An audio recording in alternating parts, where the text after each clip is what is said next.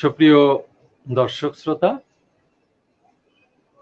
বরাবরের মতোই মানুষ টেলিভিশনের মঙ্গলবার অনুষ্ঠানটি আজকে ষষ্ঠ পর্বে অনুষ্ঠান শুরু হয়েছে। ষষ্ঠ পর্বের অনুষ্ঠান শুরু করতে যাচ্ছি। অনুষ্ঠানের শুরুতেই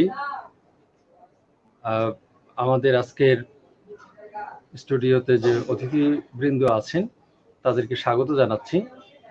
আছেন মোমেনা আক্তার, শিমুল চৌধুরী এবং সুমাইয়া নুসরাত। একই সাথে আজকে যারা এই অনুষ্ঠান দেখবেন তাদেরকেও শুভেচ্ছা এবং তাদের প্রতি কল্যাণ কামনা করে আজকের অনুষ্ঠান শুরু করতে চাই। অনুষ্ঠানের শুরুতেই আমি আর কথা না বাড়িয়ে, আমরা তো ধারাবাহিকভাবে এই অনুষ্ঠানটা করবই, যেহেতু অনুষ্ঠানটা বেশ 5টি পর্ব এর মধ্যে হয়ে গেছে, সুতরাং অনুষ্ঠান সম্পর্কে আমাদের অনেকেই অবগত আছেন এবং প্রায় এটা একটা পরিচিতি লাভ করেছেন। সুতরাং এই অনুষ্ঠান সম্পর্কিত আর কোনো ব্যাখ্যা দেওয়ার প্রয়োজন নেই।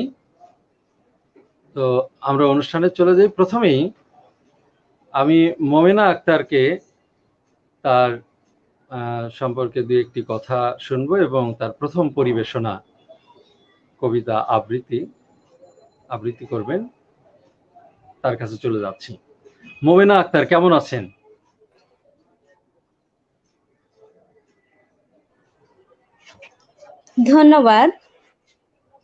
ধন্যবাদ মানুষ টেলিভিশনকে আমাদেরকে এত সুন্দর একটা প্ল্যাটফর্ম দেওয়ার জন্য। আমি আলহামদুলিল্লাহ অনেক ভালো আছি। আপনি কেমন আছেন স্যার? হ্যাঁ, ভালো আছি। তাহলে আজকে আপনি আমাদের আজকে কবিতা শোনাবেন, আরো কথা বলবো, আরো অনেক কিছু আলোচনা হবে।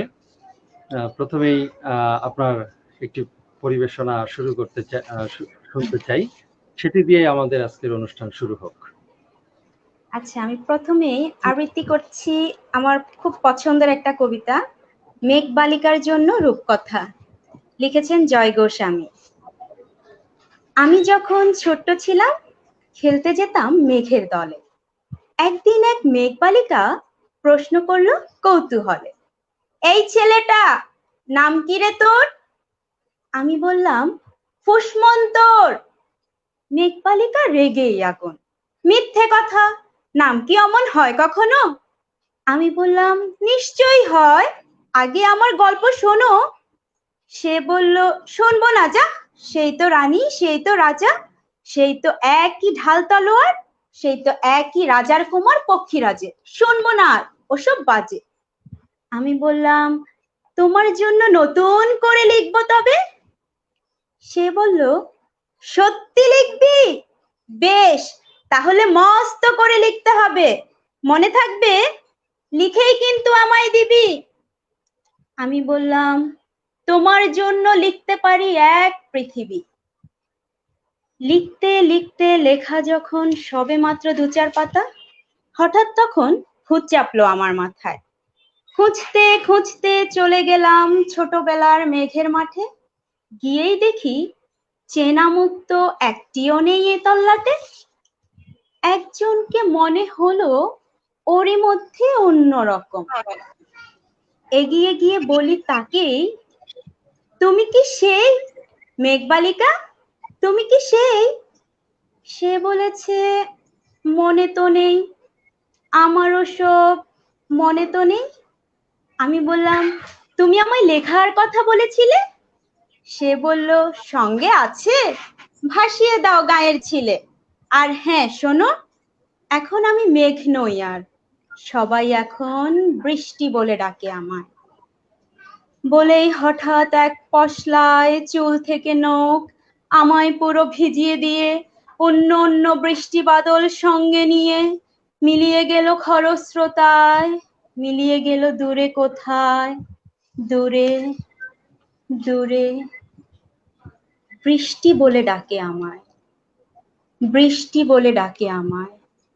আপন মনে বলতে বলতে আমি কেবল বসে রইলাম ভিজে একসা কাপড় জামায়, গাছের তলায় বসে রইলাম। বৃষ্টি নাকি মেঘের জন্য? এমন সময় অন্য একটি বৃষ্টি আমায় চিনতে পেরে বলল, তাতে মন খারাপের কি হয়েছে? যাও, ফিরে যাও, লেখো আবার। এখন পুরো বর্ষা চলছে, তাই আমরা সবাই এখন নানান দেশে ভীষণ ব্যস্ত। তুমিও যাও, মন দাওগে তোমার কাজে। বর্ষা থেকে ফিরে আমরা নিজেই যাব তোমার কাছে। এক পৃথিবী লিখবো আমি,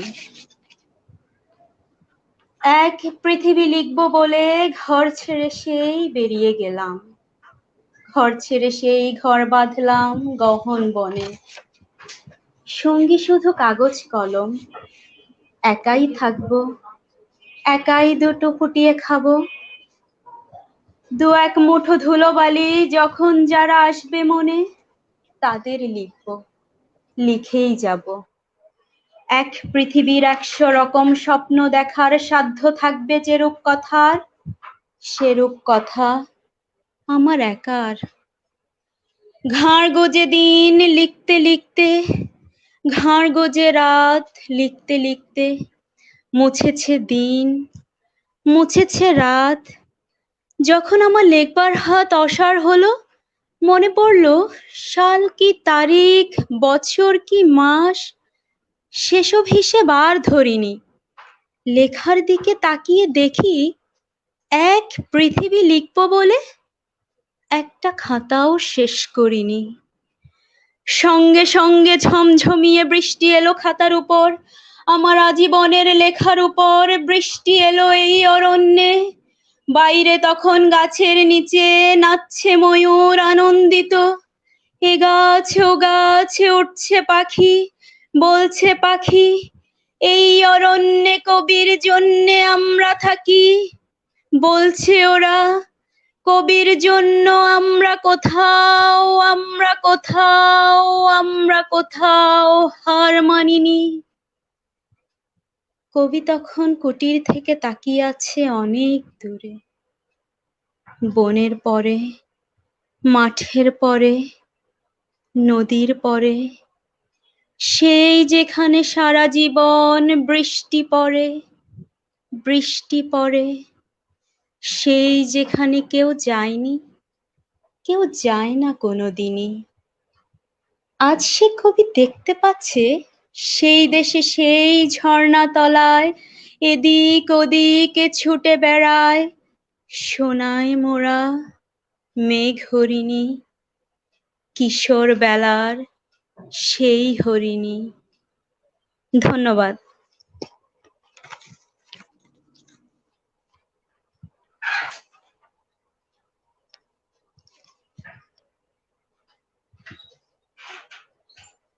স্যার, আনমিউট করা হয়নি। অনেক ধন্যবাদ অনেক চমৎকার আবৃত্তি পরিবেশন করার জন্য। এ পর্বে আমাদের দর্শকরাও অনেক প্রশংসা করেছেন, দর্শকরা আছেন আমাদের সাথে। এ পর্বে আমি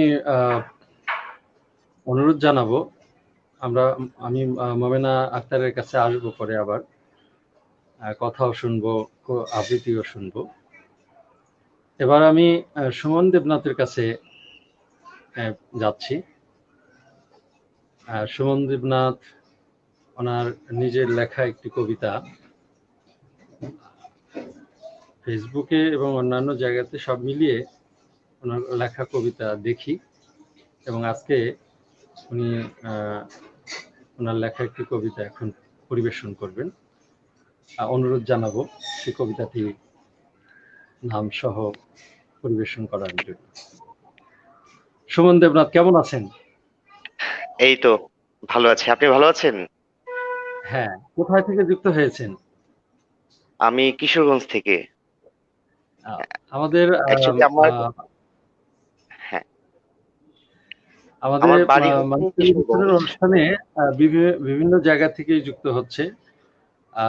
জি। শিমুল চৌধুরী সম্ভবত কুমিল্লা থেকে আছে, তৃষা, আমাদের মরিয়ম বেগম তৃষা, উনি ফরিদপুর থেকে যুক্ত হতেন। আজকে উনি গান গাইতেন আমাদের স্টুডিওতে লাইভে, কিন্তু শারীরিক অসুস্থতা এবং সর্দি কাশি সমস্যা থাকার কারণে এই আজকের আমাদের সাথে যুক্ত হতে পারছেন না। প্রথমেই এটা বলে নেওয়া দরকার ছিল। যাই হোক, এই ফাঁকে বলে নিলাম। তো জি বলুন সুমন দেবনাথ। হ্যাঁ, আমি কিশোরগঞ্জ থেকে যুক্ত হয়েছি। আর প্রথমেই আপনাকে এবং এই মানুষ টেলিভিশনকে আহ, আন্তরিক কৃতজ্ঞতা জানাচ্ছি যে আমাকে যুক্ত করার জন্য।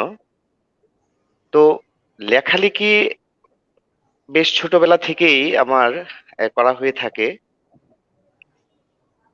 আর ইদানিং আপনার কিছু এই যে ফেসবুক এর কল্যাণে এই মানুষের সামনে আসা আর কি, এই হচ্ছে আজকে ব্যাপার। কি কবিতা, কোন কবিতাটা শোনাবেন এই মুহূর্তে? আহ, জি, হ্যাঁ, আমি আমার লেখা একটা কবিতা শোনাবো। কবিতার নাম হচ্ছে শিশিরের ঘ্রাণ। এটা মূলত শরৎকালকে নিয়ে লেখা কবিতাটা। আমরা আজকে যেটা দেখি যে শরৎ সহ আমাদের যে ষড় ঋতুর দেশ বলে যে পরিচিত ছিল আমাদের এই বাংলাদেশ, এটা আর এখন নেই। তো এই যে একটা আক্ষেপ, এই আক্ষেপ থেকেই মূলত এই কবিতাটা উঠে আসা। তো আমি শুরু করছি। আর জি, প্রথমে একটা কথা বলে নিচ্ছি আমি, যে কবিতা আবৃত্তি আমি পারি না, জাস্ট শুধু পড়ে যাওয়া আর কি। আচ্ছা। আজকে আপনি কবি হিসেবেই যুক্ত হয়েছেন, আপনার কবিতা পাঠই শুনবো আর কি। জি। জি, শুরু করুন। হ্যাঁ, শিশিরের ঘ্রাণ। শিশির জমা বিকেলের রোদ নরম ঘাসের ডগায় খেলে যায় উদ্দেশ্যহীন। ফেলে আসা শৈশবের কোল জুড়ে বুনো কানিবকের অধীর অপেক্ষায় শরৎ আসে কাশ আর শিউলির কোমল ছোঁয়ায়। একা বসে থাকা বিলের কিনারে কিংবা ধোঁয়াটে কুয়াশার ঝাপসা দিগন্ত রেখায় চোখ আর মনের মিলন ঘটে নির্জনে উড়ে যাওয়া খয়েরি শঙ্খচিলের ডানায়। গাদার সবুজ কুড়ি এখনো মেলেনি চোখ, রাতভর শিশিরের আস্বাদ পায় পুঁই আর লাউয়ের ডগা। কবিতার শূন্য খাতায় উঁকি দেয় হিমেল হাওয়ার গান। আকাশের অবারিত নীলিমায় তুলো তুলো মেঘ, জেগে ওঠা ধান খেতে শুকনো কচুরি পানার স্তূপে কালো ফিঙেদের চতুর উড়াউড়ি, সাথে মিশে থাকা কচি ধান পাতার গন্ধে আমি বিভোর হই গোধূলির আলোয়। আকাশের ঝাপসা নীলে আধখানা চাঁদ পাহারায় বসে বিকেলের হাওয়ায় মনে পড়ে হিরোলয়ে সবকিছু। সেই শৈশব, ভাদ্রের পাকা তালের গন্ধ, আগত শীতের শুষ্ক আহ্বান। হয়তো আগের মতো নেই কোনো কিছু, তবু মন চায় আসুক না ফিরে আবার। সদ্য নিড়ানো ধানের ক্ষেতে গাঁয়ের চেনা পথে ঘাস জড়ানো সবুজের সমারোহে, অথবা বনলতা আর ঝোপের আড়ালে আনমনে ঘোরাঘুরি। বর্ষার অবশেষে শ্রাবণের গন্ধ মাখা ধূসর হয়ে আসা শরতের রূপ দেখেছি অনেক। কাঁঠাল শাখার কচি মুকুলের সবুজ আর শিশিরের মিতালিতে যেন লজ্জিত গায়ের বধূ, নাকের ডগায় জমে আছে বিন্দু বিন্দু ঘাম। কার্তিকের নবান্ন নেই আর আমাদের দেশে, ঋতুর পালা বদলের অস্পষ্ট সীমারেখায় মৃতপ্রায় ষড়ঋতু। শরতের ফুল ফল পাতা কিংবা হেমন্তের আগমনী গীত ম্রিয়মান আমার এই মধ্য বয়সে। স্মৃতির ধূসর জগতে তাই মাঝে মাঝে জাগে ফেলে আসা শিশিরের ঘ্রাণে, শালিকের গানে, হলদে বোটায় জেগে থাকা সাদা শেফালির বিকশিত রূপ।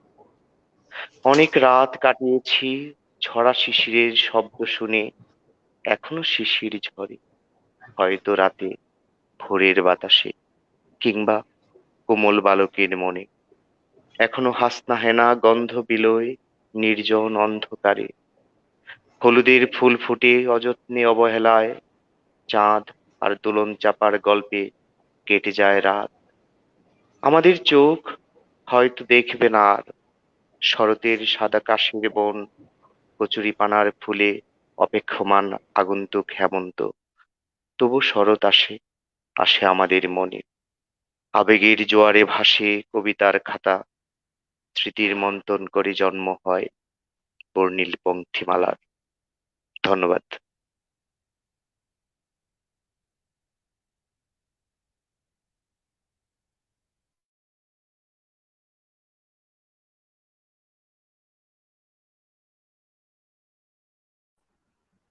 তার আনমিউট করা হয়নি। ধন্যবাদ সুমন দেবনাথকে। প্রকৃতি নিয়ে তার এই চমৎকার কবিতাটি শুনে জীবনানন্দ দাশের কথা কেমন জানি মনে পড়ছে। মানে জীবনানন্দ দাশের একটি গন্ধ কবিতার মধ্যে খুঁজে পাচ্ছি। প্রকৃতি, সান্ধ্য ভাষা, উপমা অলংকার, নন্দন তত্ত্ব, একটি ঐতিহাসিক মানে ইতিহাসের ধারাবাহিকতায় এই চর্চাগুলো আমাদের আসছে, সেটি একটি গভীর তাৎপর্যের বিষয়। আমরা আবারও সুমন দেবনাথের কাছে আসব। তার আগে এবার আমরা শিমুল চৌধুরীর কাছে যাচ্ছি। শিমুল চৌধুরী কেমন আছেন? জি স্যার, হ্যাঁ আমি ভালো আছি। আপনি কেমন আছেন? হ্যাঁ, ভালো। আজকে আপনি কুমিল্লা থেকে যুক্ত হয়েছেন নাকি? জি জি, আমি কুমিল্লা থেকে যুক্ত হয়েছি। তো আজকে প্রথমেই কোন কবিতাটি শোনাবেন আমাদেরকে, দর্শক শ্রোতাদের? আমি আজকে প্রথমেই আমাদের যে সমসাময়িক একটা চলছিল জিনিস, যেটা ধর্ষণ নামক একটা, যে আমাদের চলছিল সমসাময়িক একটা জিনিস ছিল, সেটা নিয়ে আমি একটা আবৃত্তি করতে চাচ্ছি।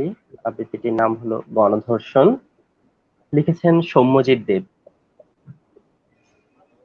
আচ্ছা, একটু একটু শিমুল চৌধুরী, একটু জি একটু সময় চেয়ে নিচ্ছি। আমরা কবিতাটি শুনবো, তার আগে আমরা একটু দর্শক শ্রোতাদের কাছ থেকে একটু ঘুরে আসি। আচ্ছা আচ্ছা, প্রথমেই অবশ্যই।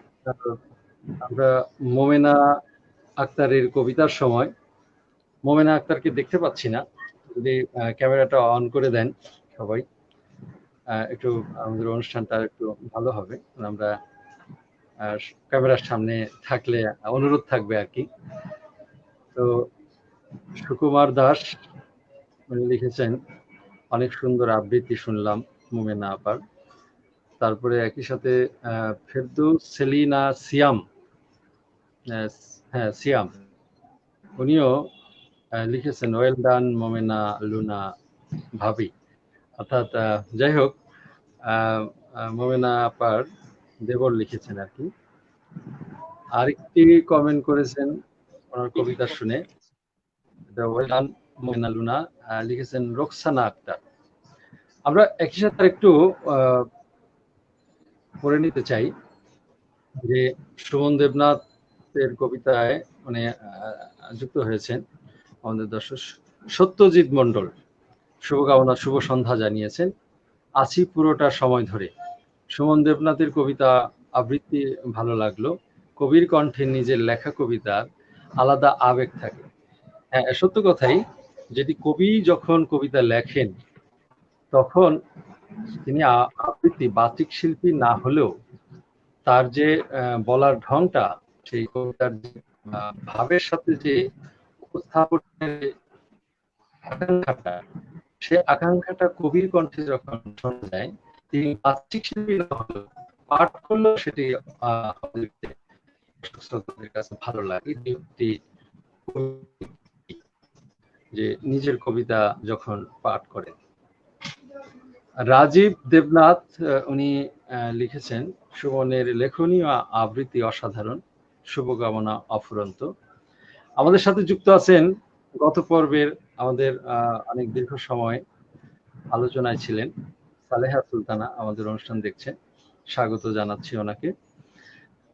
খুব ভালো লাগলো সুমন দেবনাথের কবিতা। উপমা ও রূপকের সাজুজ্যে খুব সুন্দর হয়েছে। অভিনন্দন সুমন দেবনাথকে। হ্যাঁ, প্রথমেই বলে নিয়েছিলাম এক আসলেই কবিতা মানেই হচ্ছে অলংকার, কবিতা মানে প্রকৃতি, কবিতা আর ভাষা আসলে ওই একটি আসলে সান্ধ্য, কিছু বোঝা যায় কিছু বোঝা যায় না। আমার একটি এই নিয়ে মন্তব্য আছে যে কবির এই উপমা অলংকারের মধ্যে, কবির এই প্রকৃতি বর্ণনার মধ্যে একটি যন্ত্রণা কাজ করে। সেটি একদিন সময় আসলে কোনো একটি লেখনীতে হয়তো আমরা প্রকাশ করব। তো আমরা এখন পেয়ে যাচ্ছি শিবুল চৌধুরীর কাছে। একটু কথা বলে নিলাম শিবুল চৌধুরীর কাছে অনুমতি নিয়ে। শিবুল চৌধুরী, আপনার আবৃত্তিতে আমরা চলে যাই।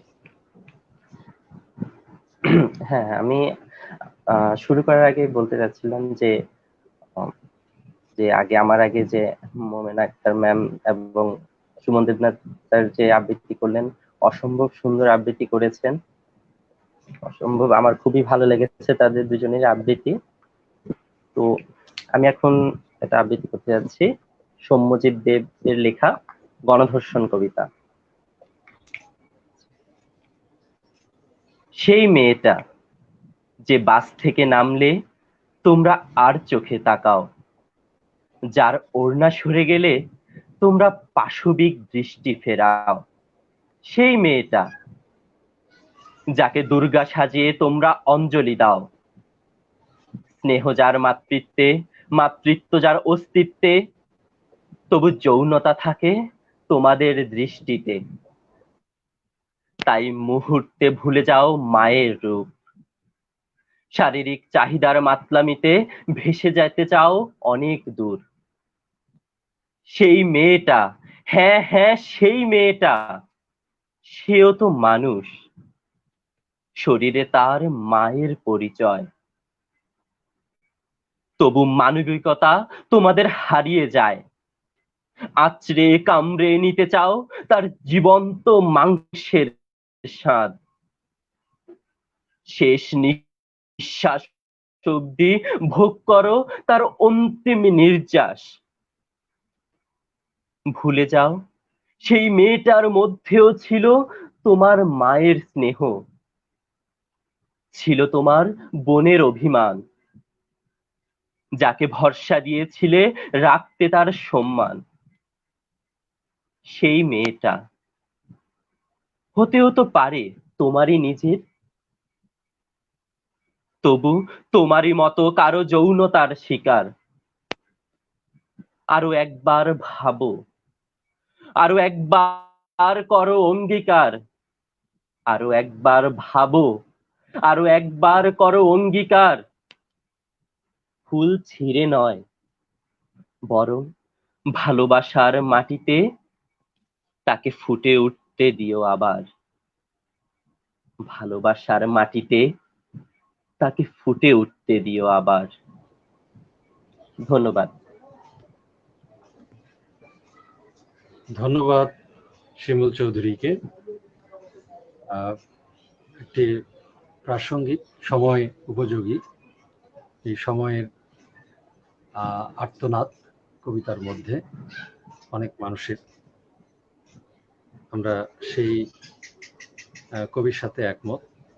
তো এবার আমাদের সাথে যুক্ত ছিলেন সুমাইয়া নুসরাত।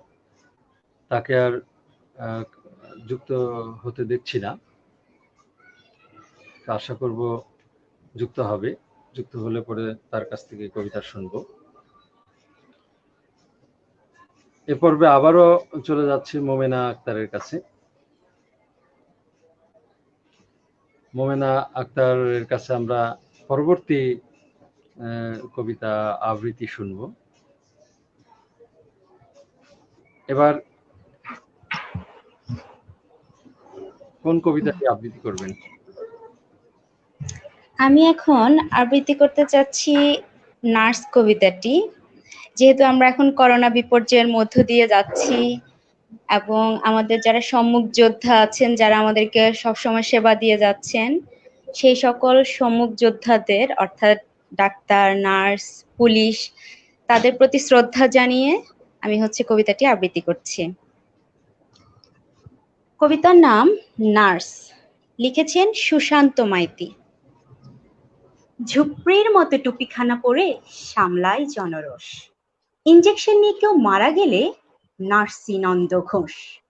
উঠতে বসতে লোকের বাথান শুনেও শোনে না কানে, কাজ করে যায় ছুটি নাহি পায় তবু না চেতন মানে। সব লোকজন ডাকে প্রাণপণে, চিৎকার করি নার্স মরে গেল নাকি, শুধু কাজে ফাঁকি, কোথায় ওষুধ প্রাস। মহাকলরবে গালি দেয় যবে, শালি পাজি হতভাগী। টেবিলের পাশে দাঁড়ায় সে হাসে, কালো চোখে রাত জাগি। আমাদের ছাদে ভাড়া এরম আসছিল 2-4 পিস। গিন্নি বললেন, রাতে যায় কোথা, পারো তো একটু এনে দিও তো হদিস। জানলাম তারা করোনার রোগী ঘাটাঘাটি করে ফিরে, কি সর্বনাশ ছড়াবে তো রোগ, যাব বুঝি তবে মরে। গিন্নি বলেন, রোগের বাহক এক্ষুনি করো বার, করলে চেষ্টা নার্স ছাড়া কি ভাড়াটে পাবে না আর। পরদিন ভোরে টোকা দিয়ে দাঁড়ে, হাত জোর করে বলি, করবেন মাফ, শুনে নেন সাফ, ঘর করে দেন খালি। ধীরে চলে যায়, ভাবি গেল দায়, বাঁচিলাম হাফ ছাড়ি। দিন চলে যায় পোস্ত ডাটায়, কখনো বা তাতে বড়ি। একদিন রাতে একদিন প্রাতে দেখি নাক হতে জল পড়িতেছে ভারী, জ্বর গলা ব্যথা বুকেতে কষ্ট, আমি করোনায় মরি। স্বজন যে যত হয়ে একমত, বাসা ছেড়ে দিল ভঙ্গ। আমি হাসপাতালে পড়ি যাতা কলে, ব্যথায় ভরিল অঙ্গ। ডাকি নিশিদিন সকরুণ ক্ষীণ, কেউ তো আসে না কাছে। ধুম জ্বরে দেখি দেবদূত সম কে যেন দাঁড়ায় আছে। দেখে তার মুখ ভরে ওঠে বুক, নিয়তির পরিহাস। নিশিদিন ধরে দাঁড়ায় সে ওরে, আমারই তাড়ানো নার্স। মুখে দিয়ে জল শুধাই কুশল, মাপিল প্রেসার জ্বর। রাত্রি নিঝুম চোখে নাই ঘুম, ছুটে ফিরে সারা ঘর, বলে বারবার, কাকু এইবার কোনো ভয় নাই শোনো। যাবে বাড়ি ফিরে মোর কাকিমারে দেখিতে পাইবে পুনঃ। ওষুধ পথ্যে আমি নেপথ্যে, তাকে ধরিল জ্বরে। নিল সে আমার কাল ব্যাধি ভার, নিজের অঙ্গ পরে। হয়ে জ্ঞানহীন কাটলো কদিন, বন্ধ হইল নারী। সেই কবে তাকে তাড়াইছিলাম, আজিকে গেল সে ছাড়ি। কয়দিন পরে আমি বাড়ি ফিরে, বুড়ো বুড়ি করি বাস। শুধু নেই সাথে ওপরে তলাতে মোর ভাড়াটিয়া নার্স। শুধু নেই তাতে ওপর তলাতে মোর ভাড়াটিয়া নার্স। ধন্যবাদ।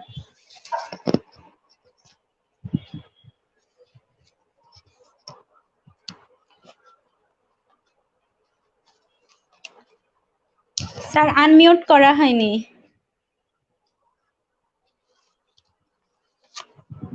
ধন্যবাদ মোমেনা আক্তারকে। আমি এই পর্বে আমাদের মাঝে কবিতা আবৃত্তি করে শোনাবেন সুমাইয়া নুসরাত। তার আগে আমি একটু দর্শকদের সাথে যোগাযোগ করে নিচ্ছি, আমাদের আজকের অনুষ্ঠান যারা দেখছেন এবং মন্তব্য করছেন, একটু মন্তব্যগুলো করে নিই। সেটি হচ্ছে,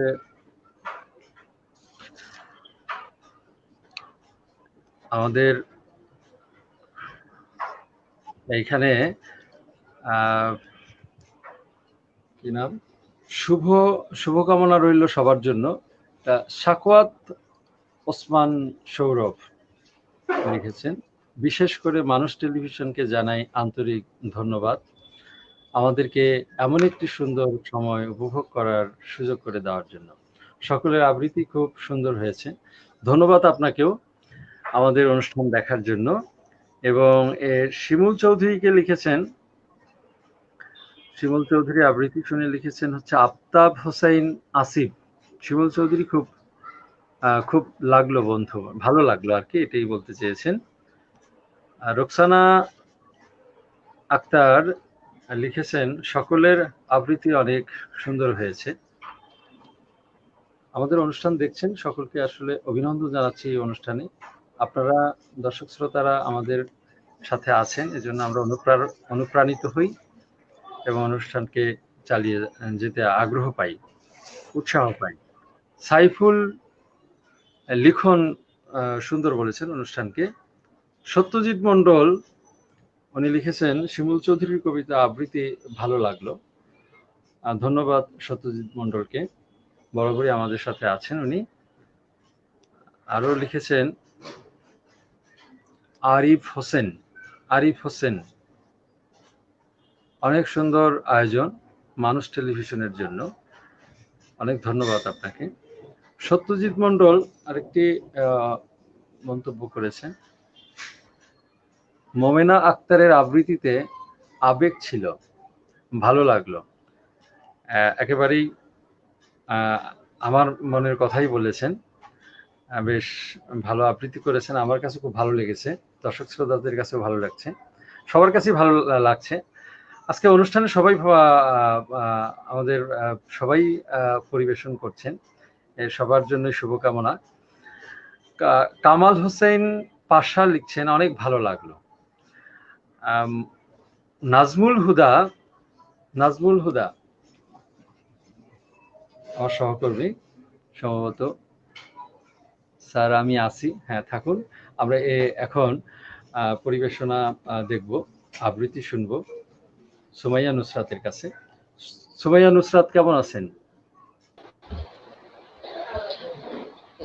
জি দাদা, ভালো। আপনি কেমন আছেন? হ্যাঁ ভালো। কোথা থেকে যুক্ত হয়েছেন আপনি, একটু যদি আপনার সম্পর্কে বলেন। আমি আপাতত ঢাকার বাহিরে আছি, আমি এখন চুয়াডাঙ্গাতে আছি। তো আজকে আপনাদের সাথে চুয়াডাঙ্গা থেকে চুয়াডাঙ্গা থেকে, বাহ, জি জি, আজকে আপনাদের সাথে চুয়াডাঙ্গা থেকে যুক্ত হয়েছি। সকলের কবিতা শুনছি, বেশ ভালো লাগছে, অনুপ্রাণিত হচ্ছি। অনেক আর ধন্যবাদ। সত্যি অনেকদিন পর প্রিয় মুখগুলো দেখে অনেক বেশি ভালো লাগলো। করোনার জন্য তো আসলে আমরা কেউ এখন বের হতে পারছি না, জীবনযাত্রা অনেক বদলে গেছে। এতদিন পর সবাইকে দেখে সত্যি ভীষণ রকম ভালো লাগছে। আপনি কোন কবিতাটি এখন আবৃত্তি করে শোনাবেন? আচ্ছা, আমি এই মুহূর্তে কবি আবিদ আজাদের লেখা বোতাম কবিতাটা শোনাতে চাচ্ছিলাম। আচ্ছা, আমরা শোনার জন্য প্রস্তুত, শুরু করতে পারি। হ্যাঁ নিশ্চয়ই, জি নিশ্চয়ই, ধন্যবাদ দাদা। একটি ছেলে রোজ তার শার্টের বোতাম হারিয়ে ফিরে আসতে পারি, আর একটি মেয়ে তার সুই সুতে লাগিয়ে দিত আরেকটি নতুন বোতাম। ছেলে ছিল খুব রুগ্ন আর ঝাউ গাছের মতো একা, আর মেয়েটি ছিল স্বচ্ছ এবং শান্ত, কিন্তু ভীষণ একরোখা। ছেলেটির ছেঁড়া বুকের বোতাম লাগিয়ে মেয়েটি তার দাঁতে যখন কাটতো সাদা সুতো, ছেলেটির ভিতর কাঁপতে থাকতো পাগল সব ডালপালা। আর মেয়েটির আকাশের মতো মুখ তুলে তখন ছেলেটি বলতো, বেনু দেখিস, আমার সব হারানো বোতাম একদিন শিশির হয়ে জমে থাকবে কোন শীতের মাঠে, ঘাসে, কাটা গাছে। মেয়েটি বলতো, তুইও দেখিস, মরে গেলে আমিও একদিন ভীষণ নীল আকাশ হয়ে যাব কোন শীতের বিকেলের দিকে। সেই থেকে একটি মেয়ের মনে তাড়া হয়ে জ্বলছে একটি বোতাম। সেই থেকে একটি ছেলের মনে নীল আকাশ হয়ে জ্বলছে এক জোড়া চোখ। ধন্যবাদ দাদা।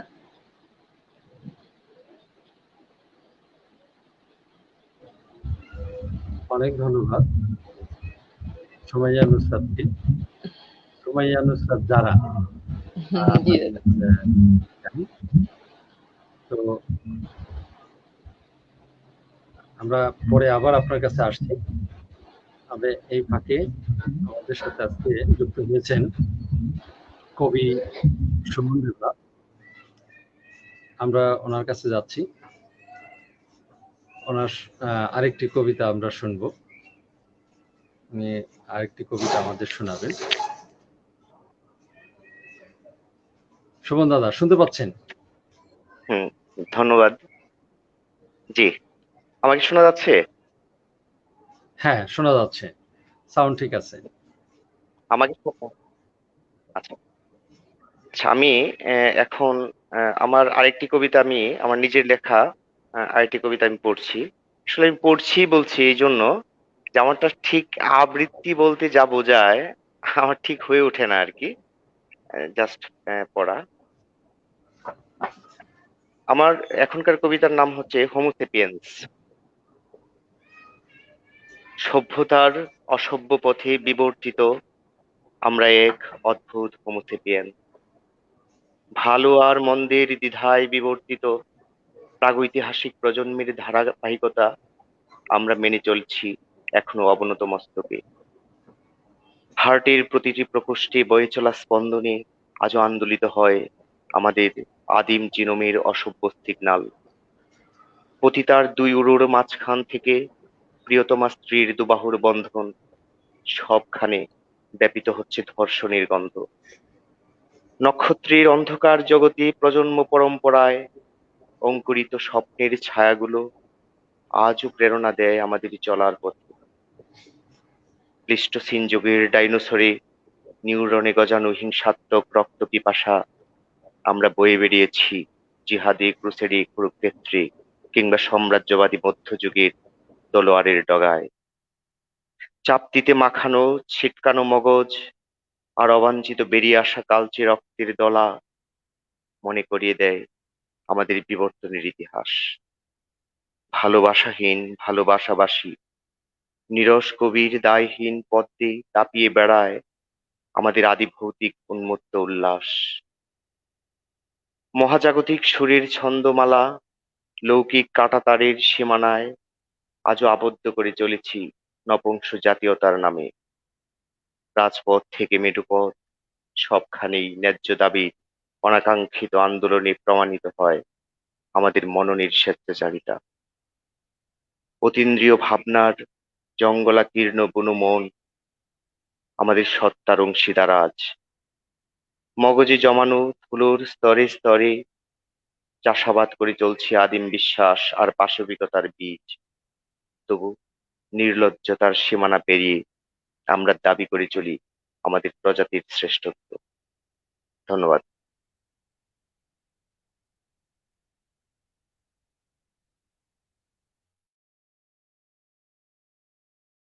ধন্যবাদ সুমন দেবনাথকে।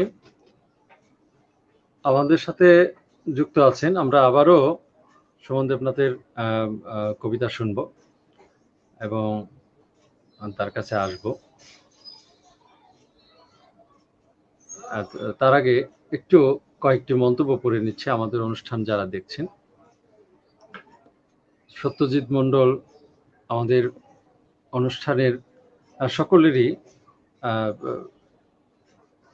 মানে অনুষ্ঠানের শব্দ, সাউন্ড ইত্যাদি প্রশংসা করেছেন এবং এটা এটি আমরা পরামর্শ পেয়েছি যে আমাদের অনুষ্ঠানটা সবাই দেখছেন এবং শুনতে পাচ্ছেন।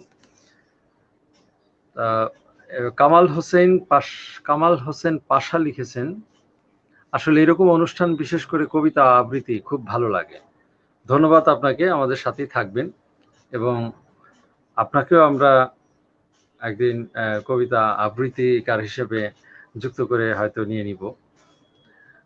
সত্যজিৎ মণ্ডল আরেকটি মন্তব্য করেছেন, সুমাইয়া নুসরাতের আবৃত্তিতে নিজস্ব ঢং আছে, ভালো লেগেছে। সুমাইয়া নুসরাতকে বলেছেন। সৌরভ কুমার চৌধুরী, সৌরভ কুমার গোস্বামী লিখেছেন, শিমুল চৌধুরী, বন্ধু তোমার জন্য অনেক অনেক শুভকামনা রইল। নিশ্চয়ই শিমুল চৌধুরীর জন্য শুভকামনা। কামাল হোসেন পাশা, সুমনদার কবিতা অসাধারণ, খুব ভালো লাগলো। আমরা আজকে কবি সুমন দেবনাথকে যুক্ত করতে পেরেছি। আমরা অনুষ্ঠানে এবার আমরা চলে যাব শিমুল চৌধুরীর কাছে।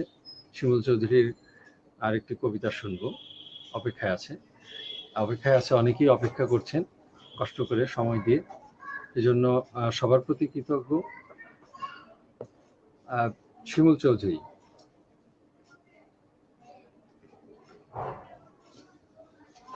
এবার কোন কবিতাটি শোনাবেন? জি, আপনারা সকলে হয়তো অবগত আছেন, আর এই মাঝখানে একদিন বাদেই শারদীয় দুর্গাপূজা অনুষ্ঠিত হতে যাচ্ছে। তো সেটিকে সামনে রেখে আমি আমাদের কবিগুরু রবীন্দ্রনাথ ঠাকুরের লেখা পূজার সাজ কবিতাটি আবৃত্তি করব। ঠিক আছে, হ্যাঁ, শুরু করুন, আমরা শুনছি। আচ্ছা, আবৃত্তি করছি কবিগুরু রবীন্দ্রনাথ ঠাকুরের পূজার সাজ কবিতাটি। আশ্বিনের মাঝামাঝি উঠিল বাজনা বাজে, পূজার সময় এলো কাছে। মধুবিধু দুই ভাই ছোটাছুটি করে, তাই আনন্দে দুহাত তুলি নাচে। পিতা বসে ছিল দ্বারে, দুজনে শুধালো তারে, কি পোশাক আনিয়াছ কিনে? পিতা কহে, আছে আছে, তোদের মায়ের কাছে, দেখিতে পাইবি ঠিক দিনে। সবুর সহে না আর, জননীরে বার বার কহে, মাগো ধরি তোর পায়ে, বাবা আমাদের তরে কি কিনে এনেছে ঘরে, একবার দে না মা দেখায়ে। ব্যস্ত দেখি হাসিয়া মা দুখানি ছিটের জামা, দেখাইল করিয়া আদর। মধু কহে, আর নেই? মা কহে, আছে এই একজোড়া ধুতি ও চাদর।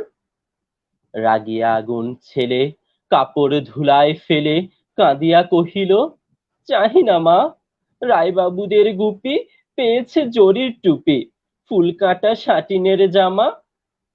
মা কহিল, মধু, ছি ছি, কেন কাঁদো মিছামিছি, গরিব যে তোমাদের বাপ, এবার হয়নি ধান, কত গেছে লোকসান, পেয়েছেন কত দুঃখ তাপ, তবু দেখো বহু ক্লেশে তোমাদের ভালোবেসে সাধ্য মতো এনেছেন কিনে। সে জিনিস অনাদরে ফেলিলি ধুলির পরে, এই শিক্ষা হলো এতদিনে। বিধু বলে, এ কাপড় পছন্দ হয়েছে মোর, এই জামা পরাস আমারে। মধু শুনে আরো রেগে ঘর ছেড়ে দ্রুত বেগে গেল রায় বাবুদের দ্বারে। সেথা মেলা লোক জড়ো, রায়বাবু ব্যস্ত বড়, দালান সাজাতে গেছে রাত। মধু যবে এক কোণে দাঁড়াইল ম্লান মনে, চোখে তার পড়িল হঠাৎ। কাছে ডাকি স্নেহ ভরে কহেন করুণ স্বরে, তারে দুই বাহুতে বাঁধিয়া, কিরে মধু, হয়েছে কি, তোরে যে শুকনো দেখি। শুনি মধু উঠিল কাঁদিয়া, কহিল, আমার তরে বাবা আনিয়াছে ঘরে শুধু এক ছিটের কাপড়। শুনি রায় মহাশয় হাসিয়া মধুরে কয়, সেজন্য ভাবনা কিবা তোর। ছেলেরে ডাকিয়া চুপি কহিলেন, ওরে গুপি, তোর জামা দে তুই মধুকে। গুপির সে জামা পেয়ে মধু ঘরে যায় ধে, হাসি আর নাহি ধরে মুখে। বুক ফুলাইয়া চলে, সবারে ডাকিয়া বলে, দেখো কাকা, দেখো চেয়ে মামা, ওই আমাদের বিধু, ছিট পড়িয়াছে শুধু, মোর গায়ে সাটিনের জামা। মা শুনি কহে নাসি, লাজে অশ্রু জলে ভাসি, কপালে করিয়া করাঘাত। হই দুঃখী, হই দিন, কাহারও রাখি না ঋণ, কারো কাছে পাতি নাই হাত। তুমি আমাদেরই ছেলে, ভিক্ষা লয়ে অবহেলে, অহংকার করো ধে ধে। ছেঁড়া ধুতি আপনার, ঢের বেশি দাম তার, ভিক্ষা করা সাটিনের চেয়ে। আয় বিধু, আয় বুকে, চুমু খায় চাঁদ মুখে, তোর সাজ সবচেয়ে ভালো। দরিদ্র ছেলের দেহে, দরিদ্র বাপের স্নেহে, ছিটের জামাটি করে আলো, ছিটের জামাটি করে আলো। ধন্যবাদ।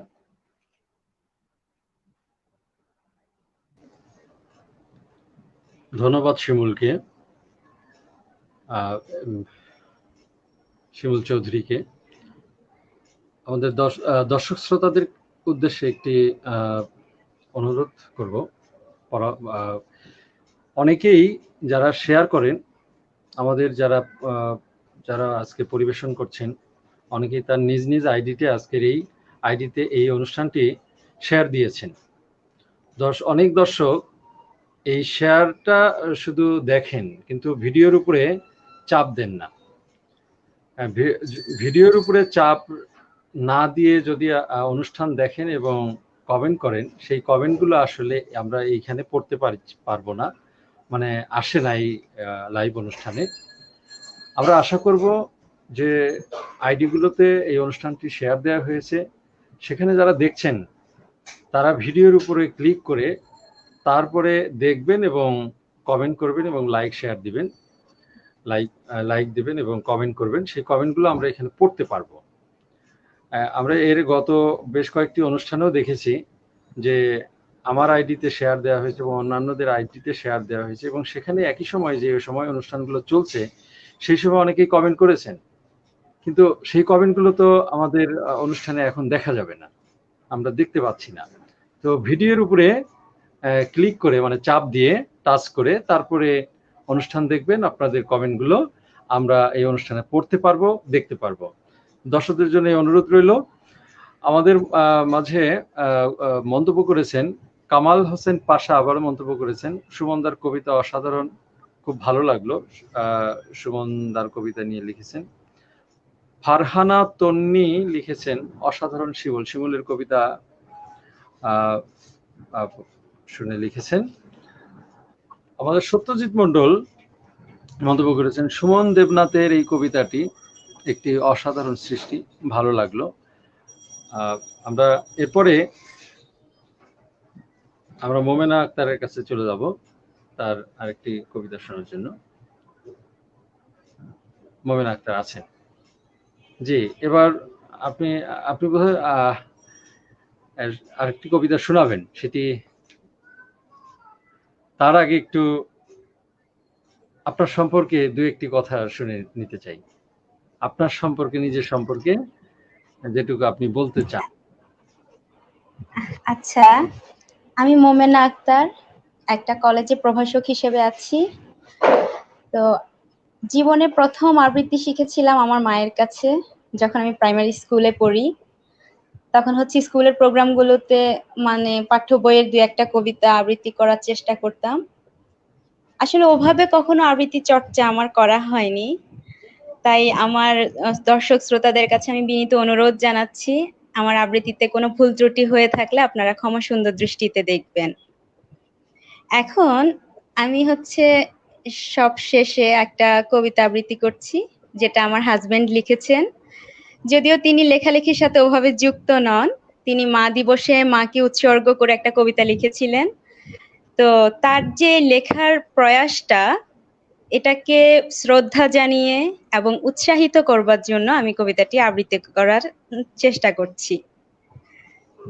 আচ্ছা, খুবই ভালো ভালো কথা যে হ্যাঁ এই আহ, একেবারেই নতুন একজন কবিকে আমরা কবির সাথে পরিচিত হচ্ছি। ভবিষ্যতে আমরা কবিকে দেখব আশা করি। তো ঠিক ইনশাআল্লাহ। আছে, শুরু করুন। হ্যাঁ। জি, কবিতার নাম মা, লিখেছেন শওকত ওসমান সৌরভ। জন্ম দিয়েছ মা, হয়েছি ধন্য, দেখেছি ভুবন জুড়ে দুনয়ন, শুধু তোমারই জন্য।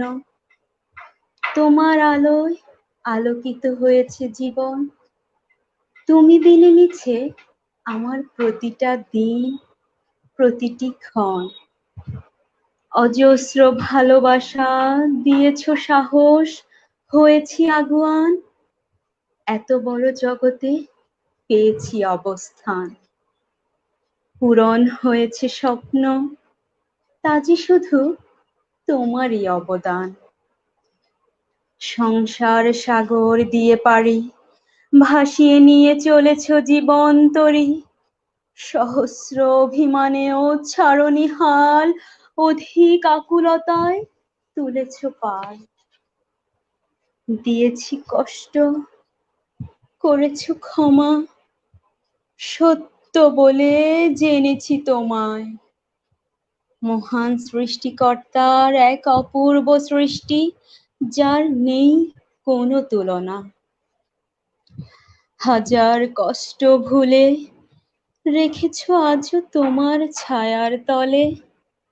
ধন্য ধন্য আমি মাগো, লালন করেছেন খোদা তোমারই কোলে। জন্ম যদি হয় এ ভুবনে আরো একবার, হৃদয় জুড়ে শুধু একটাই প্রার্থনা আমার, মাগো তুমি হবে আমার মা। শেষ বেলাতেও তোমায় ছাড়া আর কিছুই চাই না। ধন্যবাদ সবাইকে।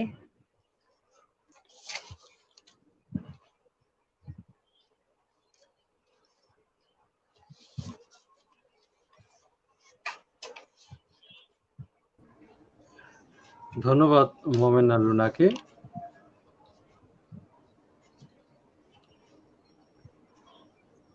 আমি এখন অনুরোধ করব সুমাইয়া নুসরাতকে। সুমাইয়া নুসরাত, জি দাদা। এবার কি কোন কবিতাটি পরিবেশন করতে চাচ্ছেন? আচ্ছা, আমরা বর্তমানে যে পরিস্থিতির মধ্যে দিয়ে আছি কেউই ভালো নেই, কিন্তু এই সমসাময়িক অবস্থা, আমাদের চারপাশ, পরিবেশ, এই সবকিছু নিয়ে নানাজন নানা কিছু লিখছে। এমনকি তাদের পূর্বে যখন পরিস্থিতিটা এমন ছিল না, কিন্তু প্রায় এরকম অন্য কিছু ছিল, সেই বিষয়গুলো কিন্তু অনেক কবি লিখে গেছেন। তাদেরই মধ্যে একজন কবিগুরু রবীন্দ্রনাথ ঠাকুর। তিনি অনেক অনেক কিছু লিখে গেছেন, যা যেন মনে হয় বাস্তব। তিনি এ সময় দেখে আহ দেখে গেছেন, কিংবা তিনি ঠিক অতগুলো বছর, প্রায় 100 বছর আগে কল্পনা করতে পেরেছেন, বুঝতে পেরেছেন যে এমন কিছু ঘটতে চলেছে।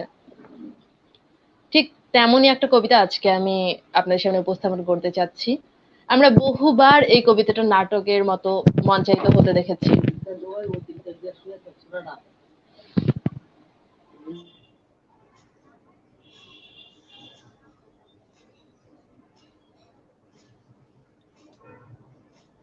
সুমাইয়া নুসরাত মনে হয় একটু, আচ্ছা আমরা সুমাইয়া নুসরাতের কাছে পরে আসবো। I am so sorry. আচ্ছা, হ্যাঁ ঠিক আর আছে, শুরু কথা করুন। না বাড়িয়ে আমি আমার কবিতায় চলে যাচ্ছি। আর আশা করছি কবিতাটা শুনলে সবাই বুঝতে পারবে কি বোঝাতে চাচ্ছি আমি। আচ্ছা আচ্ছা, ঠিক আছে, শুরু আমার করুন আজকের তাহলে। নিবেদন কবিগুরু রবীন্দ্রনাথ ঠাকুরের স্বপ্নমঙ্গল, কিংবা হিংটিং ছট, যে যে নামে আপনারা পরিচিত কবিতাটার সাথে। স্বপ্ন দেখেছেন রাত্রে হবু চন্দ্র ভূপ, অর্থ তার ভাবি ভাবি গবু চন্দ্র চুপ।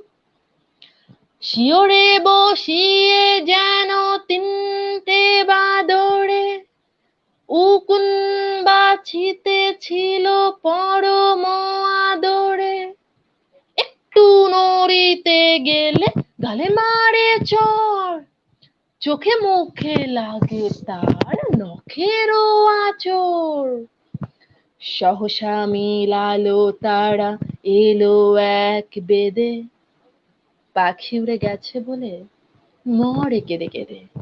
সম্মুখে রাজারে দেখে তুলি নিল ঘাড়ে, ঝুলায় বসায় দিল উঁচু এক দাঁড়ে। নিচেতে দাঁড়ায় এক বুড়ি থুরথুরি, হাসিয়া পায়ের তালে দেয় সুরসুরি।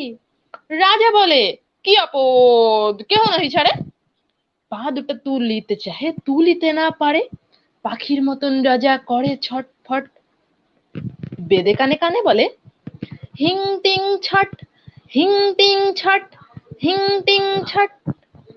স্বপ্ন মঙ্গলের কথা অমৃত সমান, গৌরানন্দ কবি ভনে, শুনে পুণ্যবান। গৌরানন্দ কবি ভনে, শুনে পুণ্যবান। হবপুর রাজ্যে আজ দিন 6-7, চোখে কারো নিদ্রা নাই, পেটে নাই ভাত। শীর্ণ গালে হাত দিয়ে নত করি শির, রাজ্য শুদ্ধ বাল বৃদ্ধ ভেবেই অস্থির। ছেলেরা ভুলেছে খেলা, পণ্ডিতেরা পাঠ, মেয়েরা করেছে চুপ, এতই বিভ্রাট। সারি সারি বসে গেছে, কথা নাহি মুখে, চিন্তা যত ভারী হয় মাথা পড়ে ঝুঁকে। ভুঁই ফোড় তত্ত্ব যেন ভূমিতলে খোঁজে, সবে যেন বসে গেছে নিরাকার ভোজে। মাঝে মাঝে দীর্ঘশ্বাস ছাড়িয়া উৎকট, হঠাৎ ফুকারি ওঠে হিং টিং ছট, হিং টিং ছট, হিং টিং ছট। স্বপ্ন মঙ্গলের কথা অমৃত সমান, গৌরানন্দ কবি ভনে, শুনে পুণ্যবান। গৌরানন্দ কবি ভনে, শুনে পুণ্যবান। চারিদিক হতে এলো পণ্ডিতের দল, অযোধ্যা কনজ কাঞ্চি মগধ কৌশল। উজ্জয়িনী হতে এলো ভূদবতংশ, কালিদাস কবীন্দ্রের ভাগিনেও বংশ। মোটা মোটা পুঁথি লয়ে উল্টায় পাতা, ঘন ঘন নাড়ে বসে টিকি শুদ্ধ মাথা। বড় বড় মস্তকের পাকা শস্য ক্ষেত, বাতাসে দুলিছে যেন শীর্ষ সমেত। কেহ শ্রুতি, কেহ স্মৃতি, কেহ বা পুরাণ, কেহ ব্যাকরণ দেখে, কেহ বিধান। কোনখানে নাহি পায় অর্থ কোন রূপ, বেড়ে ওঠে অনুস্বর বিসর্গের স্তূপ। চুপ করে বসে থাকে ভীষণ সংকট, থেকে থেকে হেঁকে ওঠে হিং টিং ছট, হিং টিং ছট, হিং টিং ছট। স্বপ্ন মঙ্গলের কথা অমৃত সমান, গৌরানন্দ কবি ভনে, শুনে পুণ্যবান। গৌরানন্দ কবি ভনে, শুনে পুণ্যবান। কহিলেন হতাশ্বাস হবুচন্দ্ররাজ, ম্লেচ্ছ দেশে আছে নাকি পণ্ডিত সমাজ? তাহাদের ডেকে আনো যে যেখানে আছে, অর্থ যদি ধরা পড়ে তাহাদের কাছে। কটা চুল নীল চক্ষু কপিশ কপল, যবন পণ্ডিত আসে বাজে ঢাক ঢোল, যবন পণ্ডিত আসে বাজে ঢাক ঢোল। গালকায় মোটা মোটা ছাটা ছোটা কুর্তি, গ্রীষ্ম তাপে উষ্মা বাড়ে ভারী উগ্র মূর্তি। ভূমিকা না করি কিছু ঘড়ি খুলি কয়, 17 মিনিট মাত্র রয়েছে সময়, কথা যদি থাকে কিছু বলো চটপট। সভা শুধু বলি ওঠে হিং টিং ছট, হিং টিং ছট, হিং টিং ছট। স্বপ্ন মঙ্গলেরও কথা অমৃত সমান। গৌরানন্দ কবি ভনে শুনে পুণ্যবান। স্বপ্ন শুনি ম্লেচ্ছ মুখ রাঙা টকটকে, আগুন ছুটিতে চায় চোখে আর মুখে। কিন্তু তবু স্বপ্ন ওটা করি অনুমান, যদিও রাজার শিরে পেয়েছিল স্থান। অর্থ চাই রাজকোষে আছে ভুরি ভুরি, রাজ স্বপ্নে অর্থ নাই যত মাথা খুরি। নাই অর্থ কিন্তু তবু কহি অকপট, শুনিতে কি মিষ্ট আহা হিং টিং ছট, হিং টিং ছট, হিং টিং ছট। স্বপ্ন মঙ্গলেরও কথা অমৃত সমান। গৌরানন্দ কবি ভনে শুনে পুণ্যবান। গৌরানন্দ কবি ভনে শুনে পুণ্যবান। শুনিয়া সভাস্থ সবে করে ধিক ধিক, কোথাকার গণ্ড মূর্খ পাষণ্ড নাস্তিক। স্বপ্ন শুধু স্বপ্ন মাত্র, মস্তিষ্ক বিকার, এ কথা কেমন করে করিব স্বীকার। জগৎ বিখ্যাত মোরা ধর্মপ্রাণ জাতি, স্বপ্ন উড়াইয়া দিবে দুপুরে ডাকাতি। হবুচন্দ্র রাজা কহে পাকালিয়া চোখ, গবুচন্দ্র এদের উচিত শিক্ষা হোক। হেঁটেই কণ্টক দাও উপরে কণ্টক, ডাল কুত্তাদের মাঝে করহ বন্টক। 17 মিনিট মাত্র, কাল না হইতে শেষ, ম্লেচ্ছ পণ্ডিতের আর নামিলে উদ্দেশ। সভাস্থ সবাই ভাসে আনন্দাশ্রু নীরে, ধর্মরাজ্যে পুনর্বার শান্তি এলো ফিরে। পণ্ডিতেরা মুখ চক্ষু করিয়া বিকট, পুনর্বার উচ্চারিল হিং টিং ছট। স্বপ্ন মঙ্গলের কথা অমৃত সমান। গৌরানন্দ কবি ভনে শুনে পুণ্যবান। অতঃপর গৌড় হতে এলো হেন বেলা, যবন পণ্ডিতের গুরু মারা চালা। নগ্ন শির জানায় লজ্জা নাই ধরে, কাঁচা কোচা শতবার খসে খসে পড়ে। অস্তিত্ব আছে নাছে ক্ষীণ খর্ব দেহ, বাক্য যাবে বাহিরায় না থাকে সন্দেহ।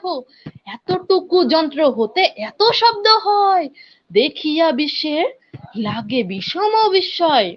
না জানে অভিবাদন না পুছে কুশল, পিতৃনাম শুধাইলে উদ্ধত মুশল। সগর্বে জিজ্ঞাসা করে কি লয় বিচার, শুনিয়া বলিতে পারি কথা দুচার। ব্যাখ্যাই করিতে পারি ওলট পালট, সমস্বরে কহে সবে হিং টিং ছট, হিং টিং ছট, হিং টিং ছট। স্বপ্ন মঙ্গলের কথা অমৃত সমান। গৌরানন্দ কবি ভনে শুনে পুণ্যবান। গৌরানন্দ কবি ভনে শুনে পুণ্যবান। স্বপ্ন কথা শুনি মুখ গম্ভীর করিয়া, কহিল গৌড়ীয় সাধু প্রহর ধরিয়া। নিতান্ত সরল অর্থ অতি পরিষ্কার, বহু পুরাতন ভাব নব আবিষ্কার। ত্রম্বকের ত্রিনয়ন ত্রিকাল ও ত্রিগুণ, শক্তি ভেদে ব্যক্তি ভেদে দ্বিগুণ ও বিগুণ। বিবর্তন আবর্তন সম্বর্তন আদি, জীবশক্তি শিব শক্তি করে বিসম্বাদী। আকর্ষণ বিকর্ষণ পুরুষ ও প্রকৃতি, আনবচম্বক বলে আকৃতি বিকৃতি। কুশাগ্রে প্রবাহমান জীবাশ্ম বিদ্যুৎ, পরমা শক্তি সেথা এই উদ্ভূত। ত্রয়ী শক্তি ত্রিস্বরূপে প্রপঞ্চে প্রকট, সংক্ষেপে বলিতে গেলে হিং টিং ছট। স্বপ্ন মঙ্গলেরও কথা অমৃত সমান, গৌরানন্দ কবি ভনে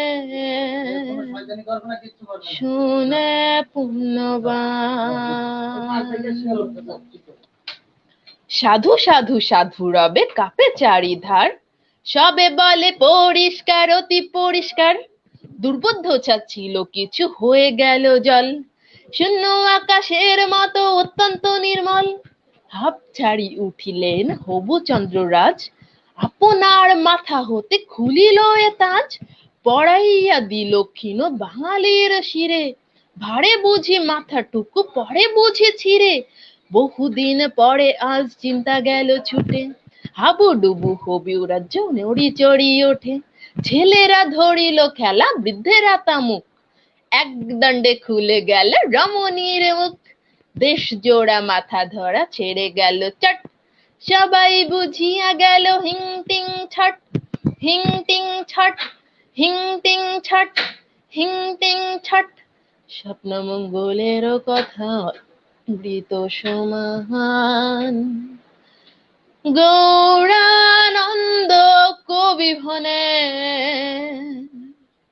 শুনে পুণ্যবান। গৌরানন্দ কবি ভনে শুনে পুণ্যবান। ধন্যবাদ। অনেক ধন্যবাদ।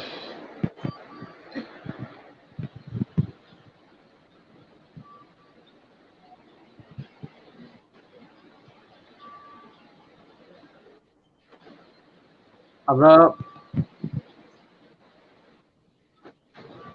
সুমাইয়া নুসরাত অনেক লম্বা লম্বা একটি কবিতা আবৃত্তি করলেন।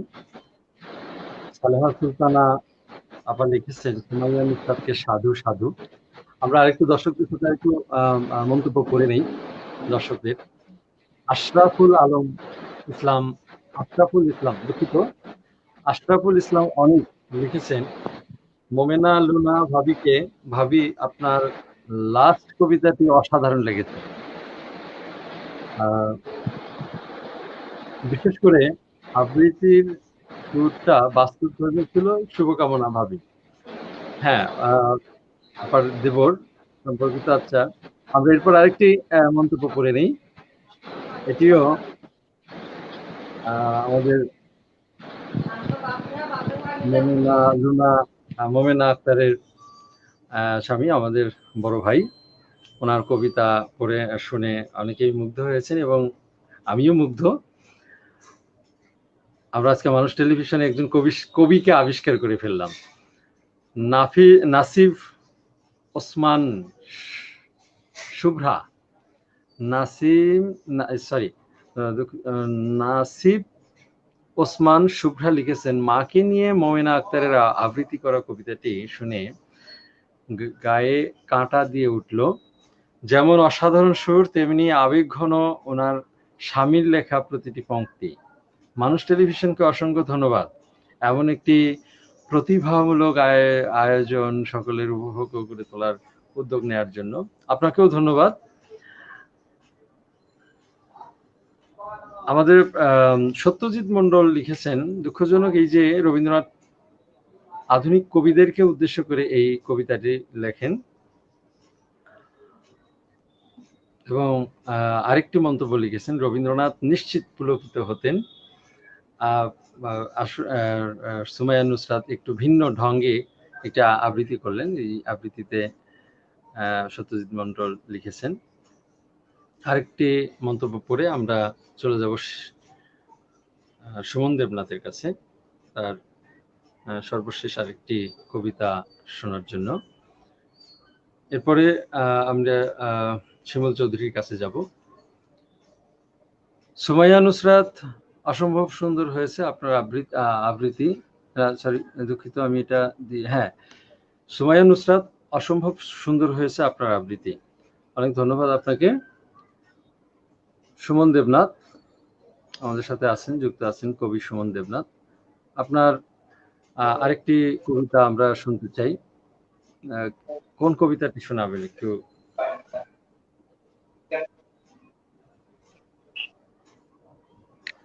ধন্যবাদ নজরুল ভাই, আমাকে আরেকবার সুযোগ দেওয়ার জন্য। আমি এখন যে কবিতাটি পড়ব সেটার নাম হচ্ছে আজও ভুলিনি তোমায়। কুয়াশার ধোঁয়াটে তুলির আঁচড়, রাতের গায়ে আঁখে আঁধারের আলপনা, আধো ঘুম চাঁদ উঁকি দেয় বিবর্ণ পৃথিবীতে রাতের জানালা দিয়ে।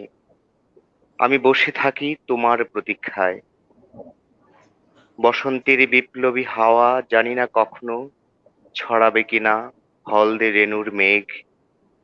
অশান্ত করটিতে বাজে সমুদ্রের গর্জন, আজও ভুলিনি তোমায়। অপেক্ষার আধার কখনো কি ফোরাবে আমার, চাঁদ নিভে যায় পাতার আলিঙ্গন শেষে, কুয়াশার বিন্দুগুলো টপ টপ করে ঝরে টিনের চালায়। এক, দুই, তিন গুনে গুনে অবশ চোখগুলো শ্রান্তিতে ঢলে ঘুমের পৃথিবীতে। নীলাভ স্বপ্নেরা আসে একে একে, ছুটে চলি মেঘের ওপার দিয়ে ঠাঁইহীন শূন্যতায়, ভেসে ভেসে জ্বলন্ত নরকের পাদদেশে। অচেনা আকাশ, অচেনা স্বরলিপি নতুন পংক্তিতে সাজে পুরনো স্লোগান, আদিম আকাঙ্ক্ষায় চূর্ণ বিচূর্ণ হয় আমার চেনা দিনলিপির রঙিন ক্যানভাস। আষ্টে পৃষ্ঠে জড়িয়ে থাকা স্বাদের আকাঙ্ক্ষাগুলো জল জল করে পুড়ে শুকনো পাতার মতো আমি চেয়ে দেখি অক্ষম ক্ষুব্ধ চোখে। রাত বেড়ে চলে মহাশূন্যের মতো, নক্ষত্র ছাড়িয়ে অসীম অন্ধকারের অজানায় আমি অপেক্ষায় থাকি তোমার, সেই তোমার ঠোঁট ছুঁয়ে যে তুমি প্রতিজ্ঞা করেছিলে সমুদ্রের পাড় ঘেঁষে ঝাউয়ের ছায়ায় শীতল বালিতে স্বপ্ন বিছিয়ে বিছিয়ে কথা দিয়েছিলে কথায় কথা রেখে। আগন্তুক সমুদ্রের হাওয়ার মতোই অতি সরল স্নিগ্ধতায় কোনোদিন বিমুখ হবে না এ মুখ থেকে। সেই দিন আজও যথেষ্ট হয়নি পুরনো, এখনো ইতিহাস হয়নি গামের গন্ধ মাখা শরীর তোমার শরীরের উত্তাপে। বুড়ো হয়নি চায়ের দোকানের আবু আলী মিয়া, কলেজের মোড়ের সিঙাড়ার দোকানের পাশ দিয়ে হেঁটে যাওয়ার সময় এখনো গন্ধ পাই গায়ে গা ঘেঁষে বসা তোমার আর্দ্র শরীরে। এরই মাঝে তুমি ছেড়ে গেলে আত্মবিস্মৃতের মতো আমার পৃথিবীকে অন্ধকারে নিমগ্ন করে। রাত জেগে বিষাক্ত ধোঁয়ার মাঝে আমি খুঁজে ফিরি এখনো তোমায়, তুমি কে, ইতিহাসের অলিতে গলিতে। ধন্যবাদ।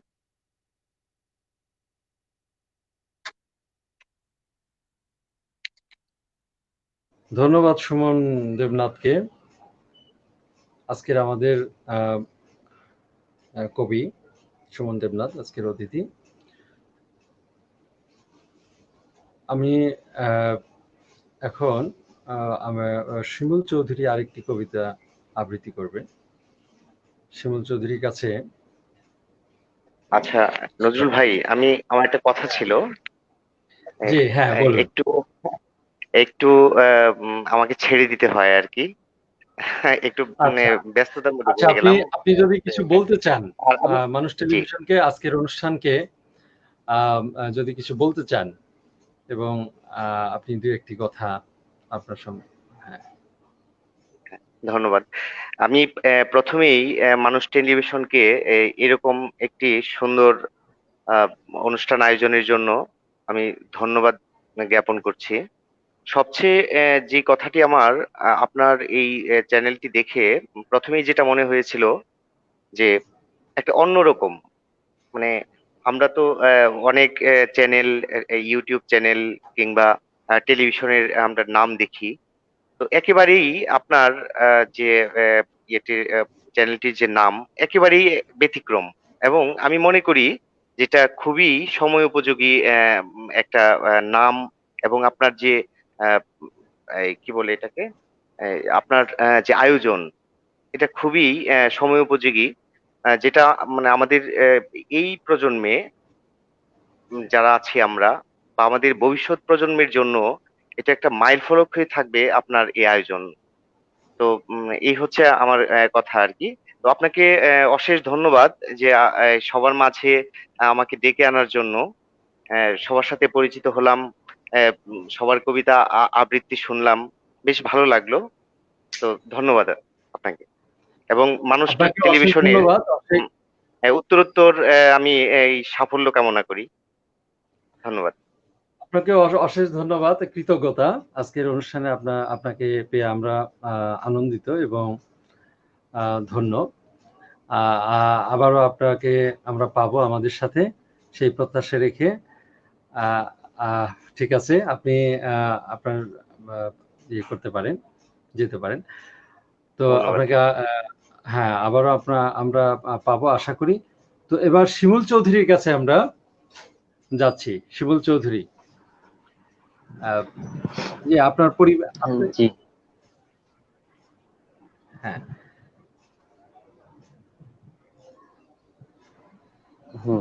হ্যাঁ, শুনতে পাচ্ছি স্যার। শিমুল চৌধুরী, হ্যাঁ, প্রথমে আমি একটু অনুরোধ করব শিমুল চৌধুরীকে কিছু বলার জন্য, নিজের সম্পর্কে দু একটি বাক্য বলার জন্য, কথা বলার জন্য। আমরা সবসময় মানুষ টেলিভিশনের সব অনুষ্ঠানেই সবাইকে শেষের দিকে, মাঝখানে নিজের সম্পর্কে একটু বলার জন্য, মানে কি করছেন বা কি করেন, বা এই আর কি, কোথায় আছেন। আমি একবার বলেছেন, প্রথমেই হ্যাঁ, আমি প্রথমেই মানুষ আজকের টেলিভিশনকে মঙ্গলবার অনেক অনুষ্ঠান অনেক নিয়ে আপনার যে অভিব্যক্তি, সেটিও একটু শুনতে চাই। আমি প্রথমে মানুষ টেলিভিশনকে অনেক অনেক ধন্যবাদ জানাচ্ছি আমাকে এই প্ল্যাটফর্মে একটা সুযোগ দেওয়ার জন্য।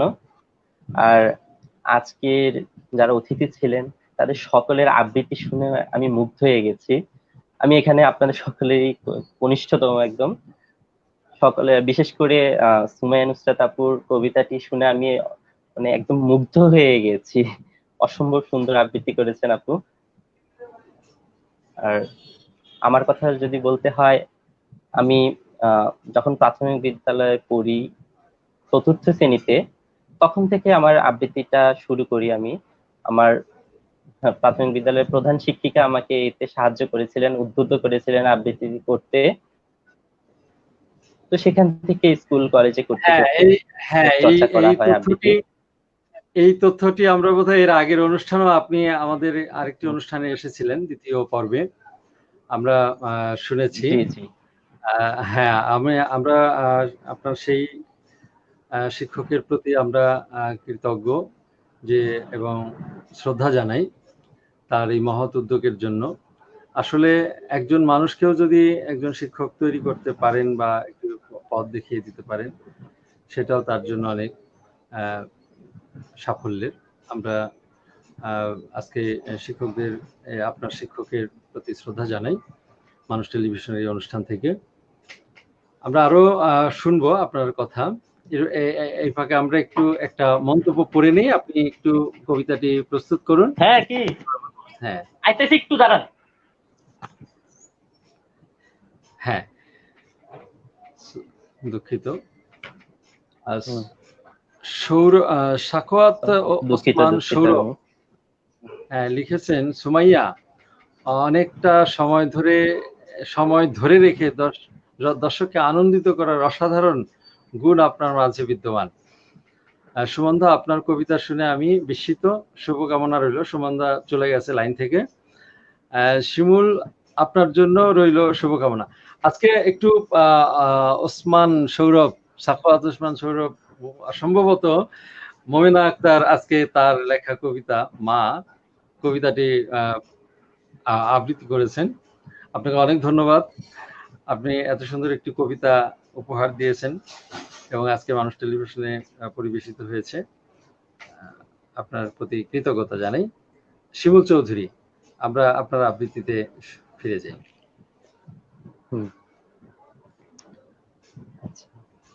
আমি এখন আবৃত্তি করতে চাচ্ছি লতিফুল ইসলাম শিবলি লেখা প্যারিসের চিঠি কবিতাটি। প্রিয় আকাশী, গতকাল ঠিক দুপুরে তোমার চিঠি পেয়েছি। খামের ওপর নাম ঠিকানা পড়েই চিনতে পেরেছি তোমার হাতে লেখা। ঠিকানা পেলে কিভাবে লেখনি? কতদিন পর ঢাকার চিঠি, তাও তোমার লেখা। ভাবতে পারো, ভাবতে পারো আমার অবস্থা। গতকাল প্যারিসে ঝরেছিল এবছরের রেকর্ড ভাঙা তুষারপাত। তামাক ফুরিয়ে গেছে, আনতে পারিনি। এই প্রথম আমি অনেকটা সময় নিয়ে ভুলেছিলাম তামাকের গন্ধ। তোমার চিঠিতে পরিবর্তন আর বদলে যাওয়ার সংবাদ। তুমি কষ্ট পেয়ে লিখেছ, রাত্রির ঢাকা এখন নিয়নের স্নিগ্ধতা ছেড়ে নিয়েছে উৎকট সোডিয়ামের শয্যা। আমাদের প্রিয় রমনা রেস্তোরাঁ এখন কালের সাক্ষী। মিষ্টি কয়েন বাক্সের জায়গা দখল করে নিয়েছে ডিজিটাল কার্ড ফোন। শীতের বইমেলা পরিণত হয়েছে মিনা বাজারে। টিএসসির চত্বর যেন উত্তপ্ত বৈরুত, বদলে যাওয়া কষ্টের অপর নাম স্মৃতি। এখন তাই নিয়ে বুঝি মেতে আছো। এই পরবাসে আমার চোখের সামনেও বদলে যেতে দেখলাম কত সুদৃঢ় ইতিহাস। বালির বাঁধের মতন ভেসে গেল পূর্ব ইউরোপ, নদীর পার ভাঙার মতো ভেঙে গেল বার্লির প্রাচীন। ইংলিশ চ্যানেলের তল দিয়ে হুইসেল বাজিয়ে চলেছে ট্রেন। ইউরোপের মানচিত্র এখন রুটি হয়ে গেছে, খিদে পেলেই ছিঁড়ে ছিঁড়ে খাও। স্বাধীনতা মানেই যেন উদরপূর্তি। তুমি লিখেছ, তোমাকে ভুলে গেছি কিনা। প্রিয় আকাশী, আমি জেনে গেছি পৃথিবীতে সবচেয়ে কঠিন কাজ ভুলে থাকা। স্মৃতি থেকে পালিয়ে বাঁচার জন্য এই সুদীর্ঘ প্রবাসের অর্ধেকটা কাটিয়েছি বোহেমিয়ানদের মতো ঘুরে ঘুরে। মাদ্রিদ থেকে হামবুর্গ, নিউ ক্যাসেল, নেপালি থেকে প্রাগ, বুখারেস্ট, ম্যাসেডোনিয়া, নর্থ সি থেকে মেডিটেরিয়ান কিংবা ব্ল্যাক সি। তবু বাঁচতে পারিনি স্মৃতি থেকে। ফ্র্যাঙ্কফুটের বইমেলায় নতুন বইয়ের গন্ধে মনে পড়েছে তোমাকে। ফ্লোরেন্সে মিকেল্যাঞ্জেলার ডেভিড, রোমে পিয়েতা আর সিস্টাইন চ্যাপেলের লাস্ট জাজমেন্টের মতো মহান সৃষ্টির সামনে দাঁড়িয়ে প্রথমেই মনে পড়েছে তোমাকে। সিসিলের কার্নিভেলে, এথেন্সের কফি শপের জমজমাট কবিতা পাঠের আসরে মনে পড়েছে তোমাকে। পালারমো সমুদ্র সৈকতে কিংবা ভিয়েনার তারাজ্জলা রাত্রির আকাশের দিকে তাকিয়ে মনে পড়েছে তোমাকে। তোমার প্রিয় কবির কবিতা, under the wide and starry sky, dig my grave and let me lie, glad did I live and gladly die, and I laid me down with a will. সুইজারল্যান্ডের লেকের কাছে স্বচ্ছ জলে নিজের ছায়ার পাশে যাকে খুঁজেছি সে তুমি। ভাটিকানের প্রার্থনা সভা শেষে এক গ্রিক তরুণীকে বাংলায় কি বলেছিলাম জানো? বলেছিলাম, তুমি আমার আকাশী হবে। ভুলতে পারিনি তোমাকে, শত চেষ্টা করেও পারিনি। আর কেউ না জানুক, অসংখ্য জিপসি রাত জানে সেই না ভুলতে পারা ইতিহাস। তুমি জানতে চেয়েছো প্যারিসের কথা। সত্যি বলতে কি, প্যারিস খুলে দিয়েছে আমার আত্মার চোখ। সঙ্গীত আর শিল্পের অভিন্ন সুর আমি শুধু প্যারিসেই শুনেছি। কনসার্টে যতবার মোৎসার্ট কিংবা বিথোভেন শুনেছি, ততবারই কেন যেন চির দুঃখী পাগল ভিনসেন্ট ভ্যান গোগের কথা মনে পড়েছে। সমস্ত প্যারিসের রাস্তায়, গ্যালারিতে, ফেস্টিভ্যালে খুঁজে ফিরেছি ভিনসেন্টের কষ্ট। তোমার প্রিয় গায়ক জিম মরিসনের শেষ দিনগুলো কেটেছে এই প্যারিসে। প্যারিসে জিমের কবর। অগণিত শিল্পীর কষ্ট থেকে প্যারিস পেয়েছে সৌন্দর্য। কষ্টই প্যারিসের ঐশ্বর্য। আমাদের সুবর্ণ সময়ের স্বপ্নের প্যারিসে আজ নিজেকে ভীষণ একা মনে হয়। এলোমেলো পড়ে আছি শিল্প সাহিত্যের এই যাগযজ্ঞে। তীব্র শীতের জন্য শ্বাসকষ্ট ভোগায় মাঝে মাঝে। এই তো সেদিন আবারও বদলালাম চশমার কাজ। প্রতিনিয়ত হেরে যাচ্ছি সময়ের কাছে। তুমি মনে রেখো, পরিবর্তনের দমকা হাওয়ায় আমি বদলাইনি এতটুকু। বাইজেন্টাইন সম্রাজ্ঞীর মতো তোমাকে ঘিরে থাক পৃথিবীর সমস্ত সুখ। তুমি অনিন্দ সুন্দরী হয়ে ওঠো তোমার সৃষ্টিতে। তুমি ভালো থেকো, তুমি ভালো থেকো। ধন্যবাদ। ধন্যবাদ শিমুলকে। কবিতাটি মন্তব্য করেছেন শাকিল ইমাম। আমাদের সাথে দর্শক আছেন যারাকে বলেছেন, যারা আমাদের সুমাইয়া নুসরাত, যারা ভালো পড়েছিস, হ্যাঁ মনে হয় যারা পরিচিত। আর শিমুল দা কবিতার চয়ন অসাধারণ। এবং শাকিল ইমাম আরেকটি মন্তব্য লিখছেন, মানুষ টিভিকে ধন্যবাদ জানিয়েছেন তিনি। ধন্যবাদ আপনাকেও। আধীন দাস লিখেছেন, দাদা সুন্দর হয়েছে। আমরা অনুষ্ঠানের একেবারে শেষ পর্যায়ে এসেছি। শেষের দিকে আমরা সর্বশেষ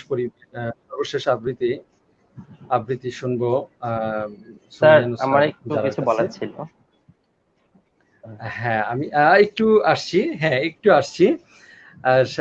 দাদা আমি উজান, শাকিল ইমাম লিখেছেন আমি উজান, আমার পরিচিত উজান।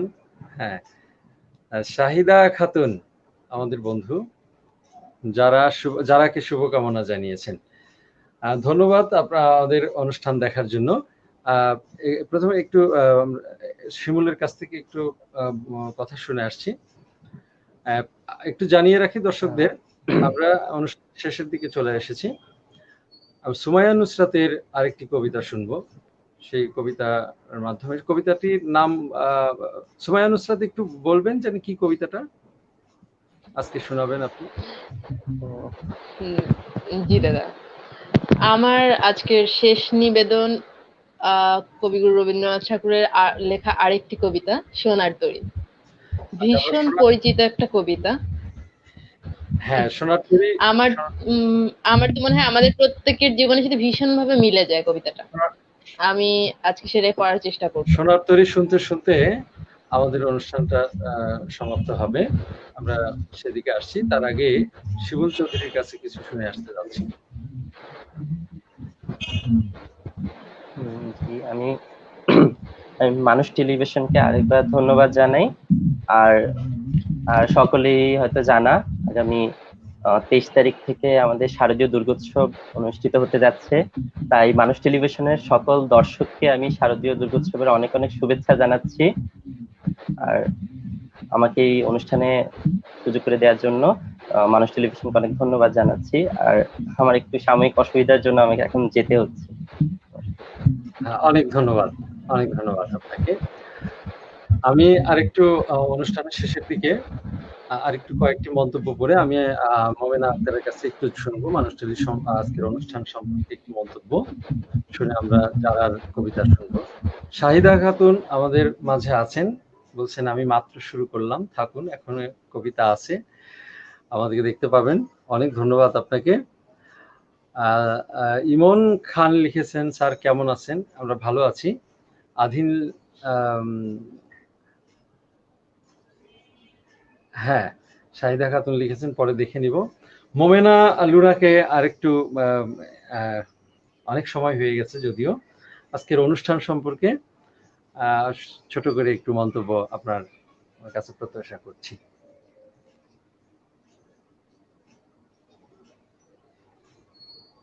একটু আনমিউট করে নিতে হবে, দুঃখিত। হ্যাঁ, বলুন। ধন্যবাদ। অনেক শুভকামনা রইল মানুষ টেলিভিশনের জন্য। আর অনেক বেশি কৃতজ্ঞ আমি যে আমাকে এরকম একটা অনুষ্ঠানে সুযোগ করে দেওয়ার জন্য। আর সুমাইয়া আপু, শিমুল চৌধুরী, তারপরে সুমন দেবনাথ, ওনাদের কবিতাগুলো শুনে আমি জাস্ট মুগ্ধ হয়ে যাচ্ছিলাম আর শিখছি।